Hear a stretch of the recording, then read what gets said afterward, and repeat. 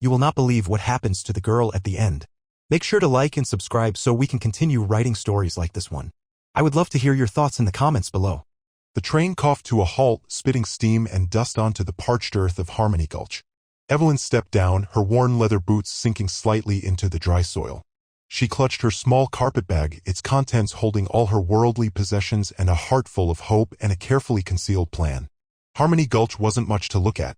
A scattering of sun-baked buildings huddled around a dusty main street, baking under the relentless prairie sun. But Evelyn hadn't come for scenery. She'd come for a purpose. A large man, his face weathered and hard, detached himself from the small crowd gathered to meet the train. This had to be Baron Sterling, her intended husband. He wore a fine, tailored suit that seemed out of place in the rough-and-tumble town, and his eyes, the color of flint, scanned her with open disdain. "You're the mail-order bride?" he boomed, his voice carrying across the platform. "Didn't expect you to be so small." Evelyn stood her ground, meeting his gaze. "I am Evelyn," she replied, her voice soft but firm, betraying only a hint of the lilting accent of her homeland. The Baron scoffed. "Well, come on then. No use standing around gawking. Got work to do." He didn't offer to take her bag, instead turning and striding towards a waiting buggy. As Evelyn followed, she took in her surroundings. The town was small, but there was a quiet dignity to the people who watched her pass. They seemed wary, their eyes holding a mixture of curiosity and something that looked suspiciously like fear. She noticed the way they subtly avoided the Baron's gaze. The Baron's ranch was a sprawling affair, a stark contrast to the humble town. A large, imposing house sat on a rise overlooking the land, a symbol of his wealth and power.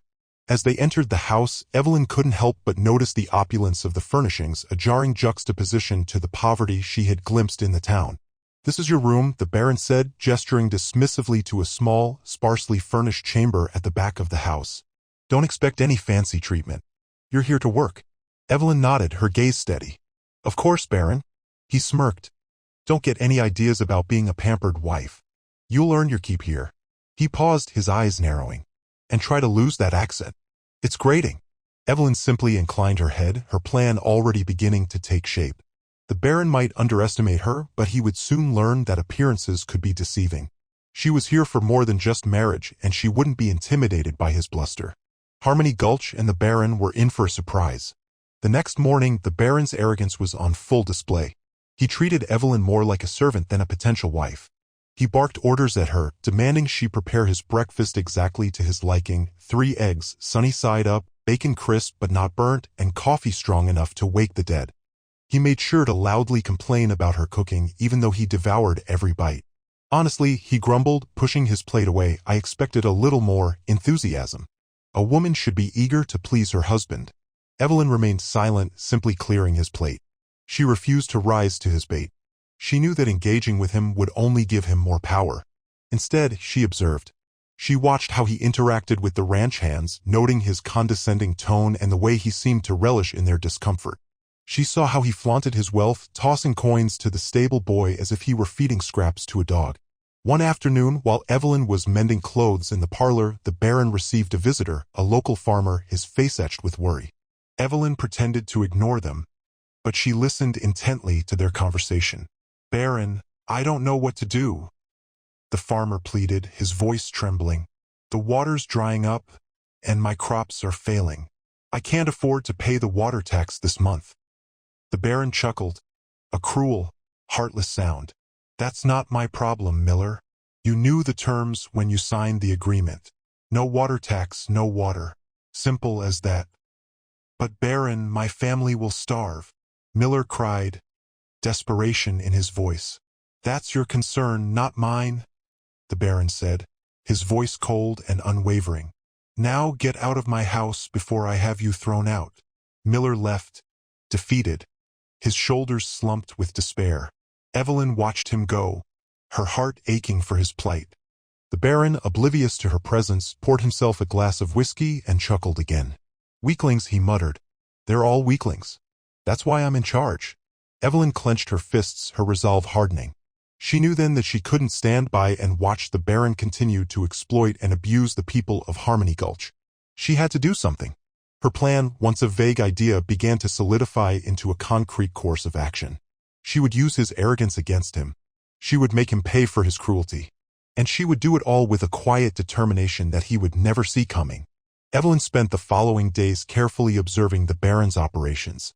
She noticed how he subtly altered the boundaries of his land, pushing his fences further and further onto neighboring properties. She overheard hushed conversations between the ranch hands, hinting at threats and intimidation tactics used to force smaller ranchers off their land. One evening, while the Baron was away gambling in a nearby town, Evelyn ventured into his study. She knew it was a risk, but she needed evidence. The room was filled with the trappings of wealth and power, expensive mahogany furniture, a globe showing the extent of his land holdings, and a collection of rare books that looked more for show than for reading. She carefully searched through his desk, her fingers tracing the edges of dusty ledgers and legal documents. Finally, she found what she was looking for, a hidden compartment containing a stack of papers detailing the Baron's financial dealings. As she scanned the documents, her suspicions were confirmed. The Baron had been systematically underreporting his income, evading taxes for years. She also found records of shady land deals, proving that he had indeed forced several families off their land through intimidation and legal trickery. She discovered the names of 3 families in particular: the Johnsons, the Millers, the same family whose water was cut off, and the O'Malleys. Each had been forced to sell their land to the Baron for a pittance, leaving them destitute and homeless. The evidence was damning, but Evelyn knew that simply having the information wasn't enough. She needed to get it to the right person, someone who could hold the Baron accountable for his crimes. That's when she decided to write to the governor. She carefully copied the most important documents, making sure to include the names of the families he had wronged and the details of his tax evasion. She knew that the letter was a gamble. If the Baron found out, her life would be in danger. But she was willing to take the risk. The people of Harmony Gulch deserved justice, and she was determined to see that they got it. Returning the documents to their hiding place, Evelyn felt a surge of determination. The plan was taking shape, and she was ready to put it into action. The Baron might underestimate her, but he would soon learn that a quiet woman with a strong will could be a force to be reckoned with. The wheels of justice were about to turn, and the Baron's reign of terror was about to come to an end. The writing of the letter was a delicate dance of secrecy and precision. Every evening, after the Baron had retired to his study with his whiskey and cigars, Evelyn would carefully retrieve the copied documents and her small writing kit. She would sit at the small desk in her room, the only light source a flickering oil lamp, and painstakingly transcribe the information into a clear, concise letter to the governor. She knew that the letter had to be perfect. It had to be factual, detailed, and irrefutable. She couldn't afford to make any mistakes, or the governor might dismiss her claims as mere gossip or disgruntled rambling. As she wrote, she could almost feel the Baron's eyes on her, even though he was miles away, lost in his own self-importance. She imagined him scoffing at her accent, dismissing her as a simple-minded woman who knew nothing of the world. But she knew that she was anything but simple-minded. She had a sharp mind, a keen eye for detail, and a burning desire for justice. The letter detailed the Baron's tax evasion, outlining the specific amounts he had underreported and the years in which he had done so. She included copies of the forged land deeds, highlighting the discrepancies and the signatures of the families he had defrauded. She wrote about the Millers and their desperate situation, and about the Johnsons and the O'Malleys, who had been forced to leave Harmony Gulch with nothing but the clothes on their backs. She also included a plea for help, not just for herself, but for the entire town of Harmony Gulch. She described the fear and oppression that had gripped the community under the Baron's rule, and she begged the governor to intervene and restore justice to the land. Night after night, she wrote and rewrote, perfecting every sentence, ensuring that every detail was accurate and compelling. It was a slow, painstaking process, but she knew that it was worth it. This letter was her only hope, her only chance to bring the Baron to justice and free the people of Harmony Gulch from his tyranny. Finally, after days of careful work, the letter was finished. It was a powerful document, a testament to Evelyn's courage and determination. She carefully folded it, sealed it with wax, and addressed it to the governor. Now, all that remained was to deliver it. But that, she knew, would be the most dangerous part of all. The risk of discovery was high, and the consequences could be deadly. But Evelyn was ready. She had come too far to turn back now. The fate of Harmony Gulch rested on her shoulders, and she wouldn't let them down. The next morning, Evelyn knew she had to mail the letter. The small post office in Harmony Gulch was her only option, but it was also a place where gossip flowed freely, and the Baron likely had eyes and ears everywhere. She decided to wait for the Baron to leave for his usual morning ride, a ritual he rarely deviated from. As she watched him saddle his horse and ride off into the distance, a wave of anxiety washed over her. This was it. There was no turning back. Slipping the letter into her pocket, she made her way to the post office, trying to appear as casual as possible. The building was small and unassuming, a simple wooden structure with a weathered sign hanging above the door.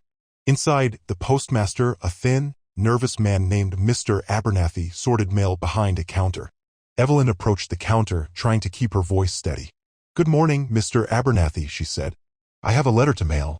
Mr. Abernathy looked up, his eyes widening slightly as he recognized her. "Good morning, Mrs. Sterling," he replied, his voice hesitant. "Anything I can help you with?" Evelyn placed the letter on the counter.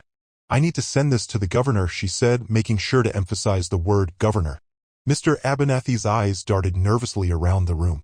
"To the governor?" he repeated, his voice barely a whisper. "Are you sure about that, Mrs. Sterling?" Evelyn met his gaze, her expression firm. "Yes, I'm sure," she said. "It's very important." Mr. Abernathy hesitated for a moment, then took the letter and weighed it in his hand. "Well, all right then," he said, his voice still trembling. "I'll make sure it gets sent out on the next stagecoach." As he turned to place the letter in the outgoing mail pouch, the door to the post office swung open and in walked one of the Baron's ranch hands, a burly man named Jake. Evelyn's heart skipped a beat.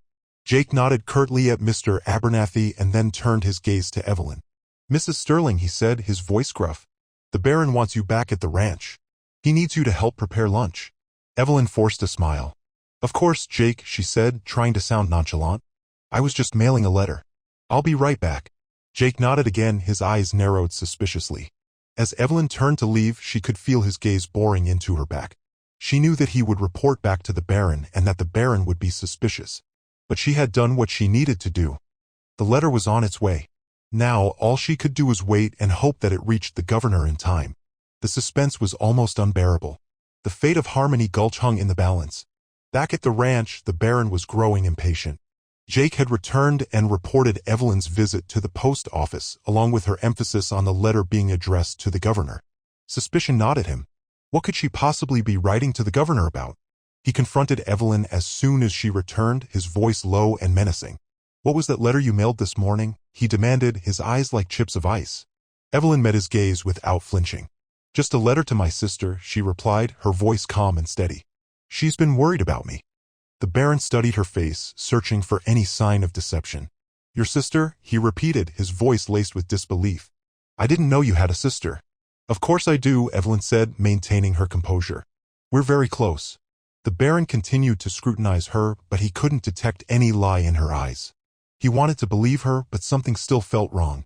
He decided to let it go for now, but he vowed to keep a close watch on her.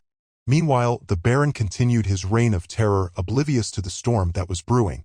He foreclosed on another small farm, leaving the family homeless and destitute. He raised the water tax again, squeezing the already struggling farmers even harder. He swaggered through the town, flaunting his wealth and power, confident that he was untouchable. He spent his evenings gambling and drinking, surrounded by sycophants who flattered him and laughed at his jokes. He reveled in his dominance, believing that he was the master of Harmony Gulch and that no one could challenge his authority. He continued to underestimate Evelyn, seeing her as nothing more than a docile mail-order bride, a pretty face with a charming accent. He had no idea that she was the one who was about to bring his world crashing down around him. As the days passed, Evelyn waited anxiously for any sign that her letter had reached the governor and that action was being taken. She watched the stagecoach arrive and depart each day, hoping to see a familiar face or receive some kind of message. But nothing came. The suspense was agonizing. She knew that the Baron was growing increasingly suspicious and that her time was running out. She had to trust that her plan would work and that the governor would not let her down. The fate of Harmony Gulch and her own life depended on it. The ticking clock seemed to echo in her ears with every passing moment. Meanwhile, miles away in the capital city, the governor sat in his office, reviewing a stack of correspondence. He was a stern but fair man, dedicated to upholding the law and protecting the rights of his citizens. He had heard rumors about the Baron's activities in Harmony Gulch, but he needed concrete evidence before he could take action. As he sifted through the letters, one in particular caught his eye. It was addressed in a delicate hand and the postmark was from Harmony Gulch. Intrigued, he opened the letter and began to read. As he read Evelyn's words, the governor's brow furrowed. The letter was detailed and compelling, laying out a clear case of tax evasion, land grabbing, and abuse of power. He recognized the names of the families mentioned, the Johnsons, the Millers, and the O'Malleys, and he knew that their stories were true. He was particularly disturbed by the evidence of the Baron's tax evasion. As governor, he had a responsibility to ensure that everyone paid their fair share, and the Baron's blatant disregard for the law was an insult to the entire state. He also felt a deep sympathy for the people of Harmony Gulch, who had been living under the Baron's thumb for far too long. He knew that they were afraid to speak out against him, but he admired their courage and resilience. After finishing the letter, the governor leaned back in his chair and pondered his options. He knew that he couldn't ignore Evelyn's plea. He had to act, and he had to act quickly. The people of Harmony Gulch deserved justice, and he was determined to see that they got it. He summoned his advisors and ordered them to prepare a full investigation into the Baron's activities. He instructed them to gather evidence, interview witnesses, and prepare warrants for the Baron's arrest. He also ordered a detachment of cavalry to be dispatched to Harmony Gulch to enforce the law and protect the townspeople. But he knew that simply arresting the Baron wasn't enough. He also wanted to reward Evelyn for her bravery and her willingness to stand up for what was right. He decided to offer her a position as the new postmistress of Harmony Gulch, a job that would give her a voice in the community and allow her to continue serving the people she had come to care for. The governor was a man of action, and once he made up his mind, he wasted no time in carrying out his plans. The wheels of justice were now in motion, and the Baron's reign of terror was about to come to an end. Harmony Gulch would soon be free. A few days later, as the sun beat down on Harmony Gulch, a cloud of dust appeared on the horizon. The sound of approaching horses grew louder, and soon a detachment of cavalry rode into town, their blue uniforms and gleaming sabers a stark contrast to the dusty streets. The townspeople emerged from their homes, their faces etched with a mixture of fear and hope. They had never seen so many soldiers in Harmony Gulch before. The Baron, who had been enjoying a midday drink at the saloon, rushed outside, his face flushed with anger and confusion. The cavalry commander, a stern-faced officer named Captain Davies, dismounted and strode towards the Baron, his boots kicking up dust with every step. "Baron Sterling," he announced, his voice booming across the square. "I have a warrant for your arrest." The Baron's face turned crimson. "What is the meaning of this?" he roared. "Who dares to arrest me?" Captain Davies produced a document and read aloud, "By order of the governor, you are hereby arrested on charges of tax evasion, land fraud, and abuse of power." The Baron sputtered in disbelief. "This is outrageous," he exclaimed. "These are lies. Fabrications." Captain Davies ignored his protests and signaled to his men. Two soldiers stepped forward and placed handcuffs on the Baron's wrists. The townspeople watched in stunned silence as the Baron was led away, his protests growing fainter as he was escorted to a waiting wagon. But the captain wasn't finished. He turned to address the townspeople, his voice now softer and more reassuring. "Citizens of Harmony Gulch," he said, "I am here to restore order and ensure that justice is served. The governor is aware of the hardships you have endured, and he is committed to making things right." He then announced that he had a message for a Mrs. Evelyn Sterling. Evelyn, who had been watching the events unfold from her window, stepped outside, her heart pounding in her chest. Captain Davies approached her and saluted. "Mrs. Sterling," he said, "the governor has asked me to convey his gratitude for your courage and your dedication to justice. He has also offered you the position of postmistress of Harmony Gulch, effective immediately." Evelyn's eyes widened in surprise. She had never expected such a reward. She looked at the faces of the townspeople, their eyes filled with gratitude and admiration. She knew then that she had made the right decision. The cavalry had arrived not just to arrest the Baron, but to bring hope and justice to Harmony Gulch. And Evelyn, the unassuming mail-order bride, was about to become a symbol of that hope. The scene at the saloon was one of utter chaos. The Baron, now handcuffed and humiliated, was being dragged towards the wagon, his face contorted with rage. His loyal cronies, who had once fawned over him, now stood back, their faces pale with fear. "You'll regret this," the Baron screamed, his voice hoarse. "You haven't heard the last of me." Captain Davies simply ignored him and turned his attention back to Evelyn. "Mrs. Sterling," he said, "if you'll accompany me to the post office, I can show you around and explain your duties." Evelyn nodded and followed the captain, her heart filled with a mixture of relief and excitement. As they walked through the town, the townspeople cheered and applauded, their faces beaming with joy. Some of them even reached out to shake her hand, expressing their gratitude for her bravery. The post office was a small but cozy building, filled with the familiar scent of paper and ink. Mr. Abernathy, the former postmaster, was packing his belongings, his face a mixture of sadness and relief.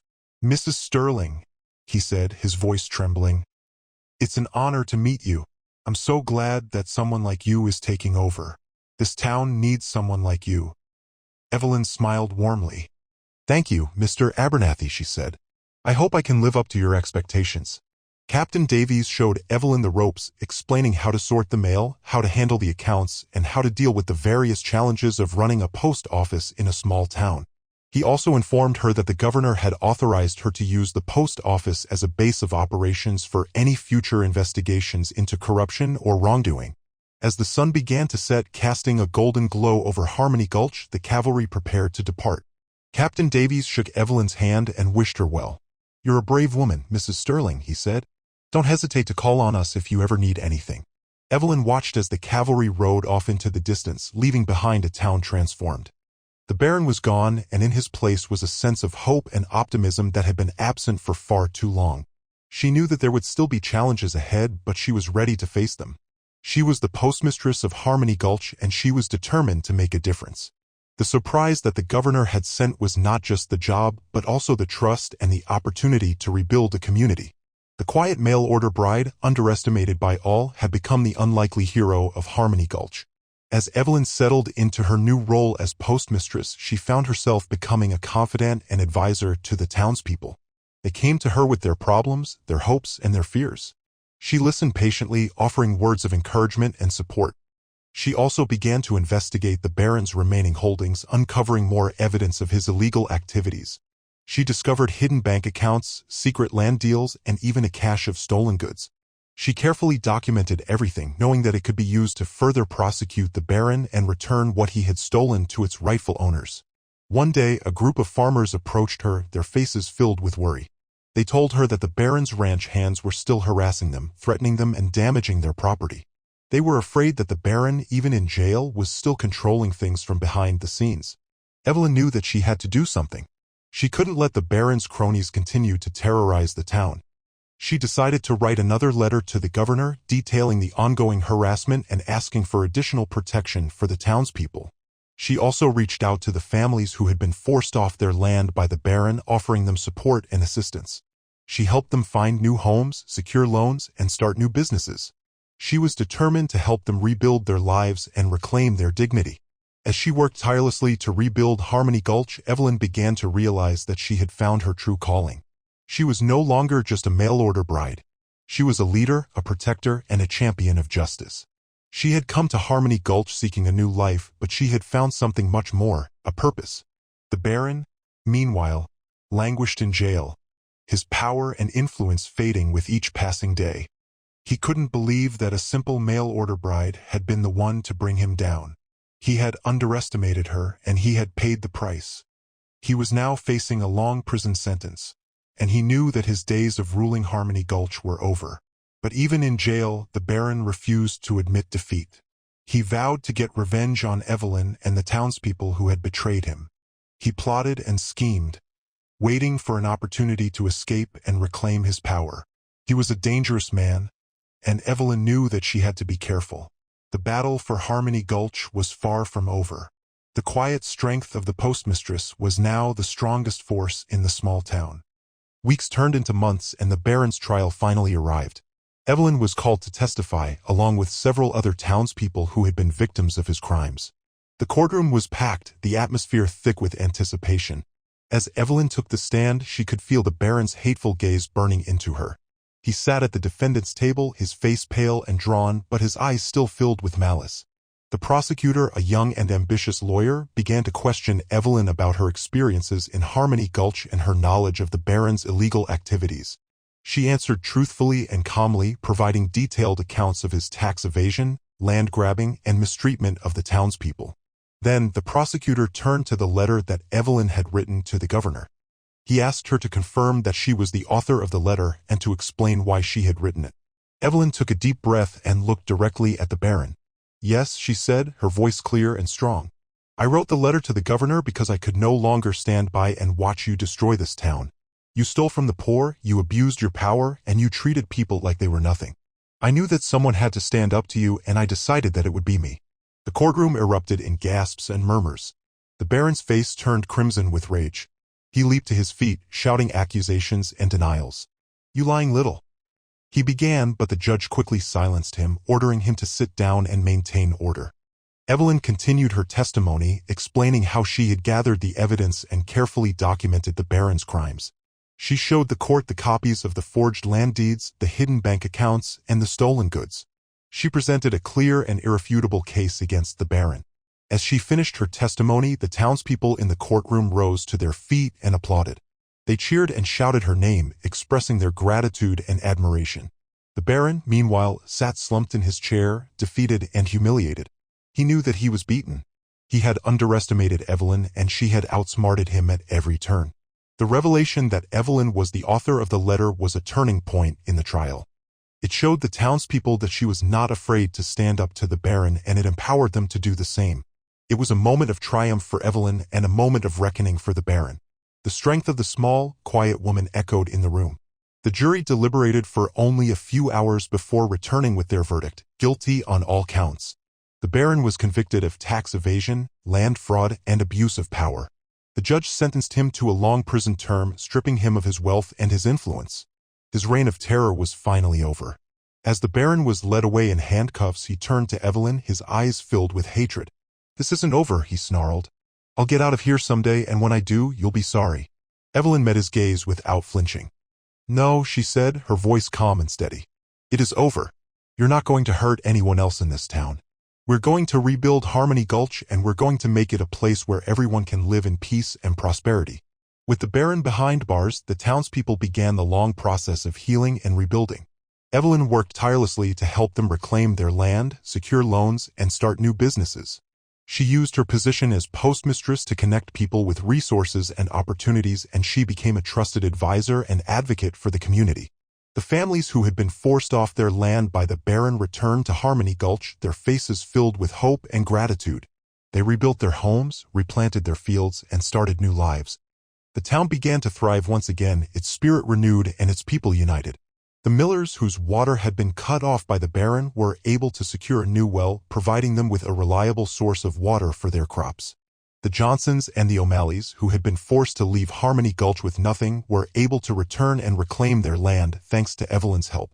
The townspeople also established a new town council, giving them a voice in the decisions that affected their lives. They elected honest and dedicated leaders who were committed to serving the community and protecting its interests. Harmony Gulch was no longer a town ruled by fear and oppression. It was now a town ruled by hope, justice, and the quiet strength of its people. And Evelyn, the unassuming mail-order bride who had dared to stand up to the Baron, was the heart and soul of that transformation. Her courage had changed everything. One sunny afternoon, a familiar figure rode into Harmony Gulch. It was Captain Davies, the cavalry commander who had arrested the Baron. He dismounted in front of the post office and strode towards Evelyn, a smile on his face. "Mrs. Sterling," he said, "I have a message from the governor." Evelyn's heart skipped a beat. She wondered what the governor could possibly want now. "The governor has been following your progress in Harmony Gulch," Captain Davies continued, "and he is deeply impressed by your leadership and your dedication to the community." He paused for a moment, then pulled a letter from his pocket and handed it to Evelyn. "The governor has decided to officially appoint you as the permanent postmistress of Harmony Gulch," he said. "He believes that you are the best person to lead this town into a brighter future." Evelyn's eyes filled with tears as she read the letter. She couldn't believe that she had come so far.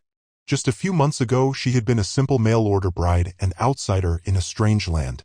Now, she was the respected leader of a thriving community, trusted and admired by all.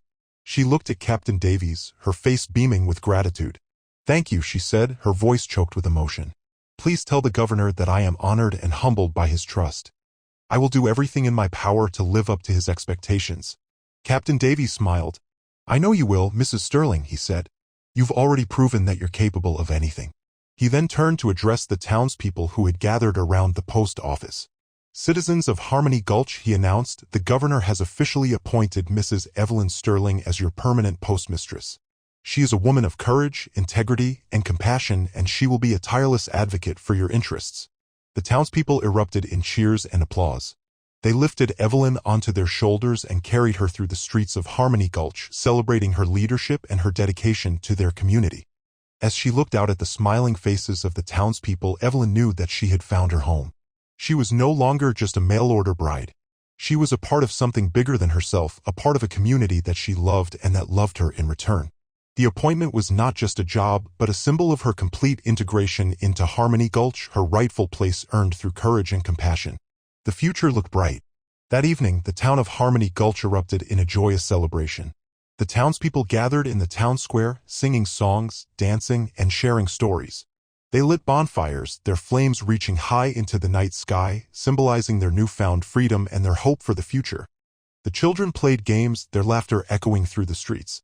The adults reminisced about the past, sharing memories of the Baron's cruelty and their own struggles. But they also talked about the future, dreaming of a better tomorrow for their children and grandchildren. The Millers, the Johnsons, and the O'Malleys, the families who had suffered the most under the Baron's rule, were at the center of the celebration.